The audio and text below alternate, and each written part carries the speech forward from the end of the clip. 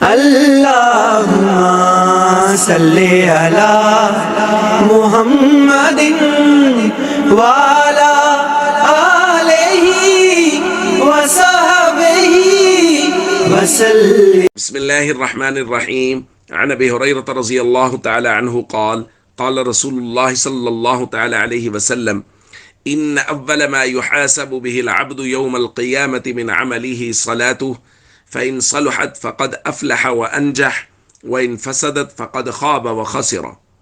رواہ الترمذی۔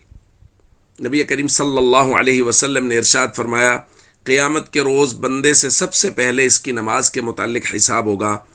اگر وہ پوری اور ٹھیک نکل آئی تو یہ کامیاب ہو جائے گا، اور اگر نماز خراب اور کم نکلی تو یہ ناکام و نامراد رہے گا۔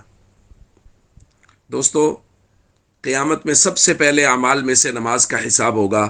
نبی پاک صلی اللہ علیہ وسلم نے ایک روایت میں فرمایا، ان صلحت صلح سائر اعمالی، نماز پوری ہو گئی تو اللہ باقی سب اعمال اپنی رحمت سے پورا فرما دیں گے۔ لیکن فرمایا وَإِن فَسَدَتْ فَسَدَ سائر اعمالی، اگر نماز کم پڑ گئی تو سارے ہی عمل کم پڑ جائیں گے۔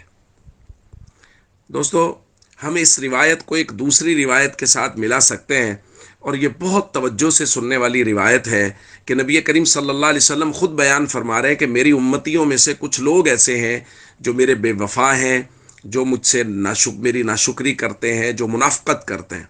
فرمایا الجفاء کل الجفاء والکفر والنفاق، سراسر بے وفا امتی ہے، ناشکرا ہے، منافقت کرنے والا ہے۔ کون؟ من سمع منادی اللہ ینادی بالصلاۃ، جو شخص مؤذن کی اذان کی آواز تو سنے، ولا یجیبو، لیکن وہ نماز پڑھنے کے لیے مسجد میں نہ آئے۔ حضور فرما رہے ہیں یہ بے وفا ہے، یہ ناشکرا ہے، یہ منافقت کرنے والا ہے۔ اب قیامت میں چونکہ سب سے پہلے نماز کا حساب ہونا ہے، اگر نماز پوری ہو گئی تو پھر ہم نے یہ پڑھ لیا کہ حضور فرما رہے ہیں کہ بے وفا وہ ہے جو نماز نہیں پڑھتا، تو ظاہر ہے جو نماز پڑھتا ہے وہ با وفا ہے۔ تو اللہ فرمائیں گے تم میرے نبی کے با وفا ہو، تم نمازیں پوری لے کے آئے ہو، باقی اعمال میں کمزوری بھی ہے تو اللہ اپنی رحمت سے معاف فرما دیں گے۔ لیکن اس کے مقابلے میں جس کی نماز پوری نہیں ہوئی، وہ ان فسدت فسد سائر اعمالی، سارے اعمال فاسد ہو جائیں گے۔ اللہ کہیں گے تم نبی کے ہی وفادار نہیں ہو، وہ نبی جس نے تمہارے لیے قربانیاں دی، وہ نبی جو راتوں کو آہیں اور سسکیاں بھرتے رہے، اس امت کے لیے روتے رہے، ان کے ساتھ ہی وفا نہیں کی، تو پھر تم کیا کر کے آئے ہو؟ تو بھائی، بہت اہمیت ہے نماز کی، اور ہمیں نبی کریم صلی اللہ علیہ وسلم کا وفادار ہونا چاہیے، اور اس کے لیے حضور نے خود فرمایا ہے کہ نماز بہت بنیادی اور ضروری چیز ہے۔